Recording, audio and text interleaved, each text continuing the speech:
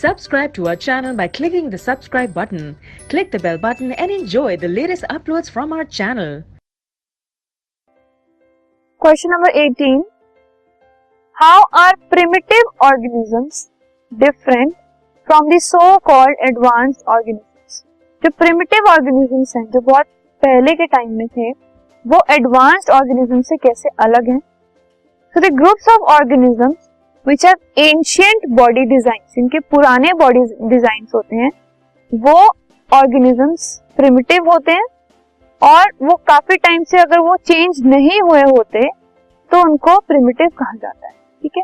So organisms, group of organisms पुराने body design के साथ और जो आने वाले टाइम में चेंज भी नहीं हुए उनको प्रिमिटिव कहा जाता है. लेकिन एक organism that acquired it's particular body design recently, जिसने अपना बॉडी डिजाइन जो है वो रिसेंटली एक्वायर किया है अपने सराउंडिंग्स के हिसाब से, उसको एडवांस्ड कहा जाता है. सो एडवांस्ड में और प्रिमिटिव में क्या फर्क है? एडवांस में न्यू बॉडी डिजाइन होता है और प्रिमिटिव में ओल्ड बॉडी डिजाइन.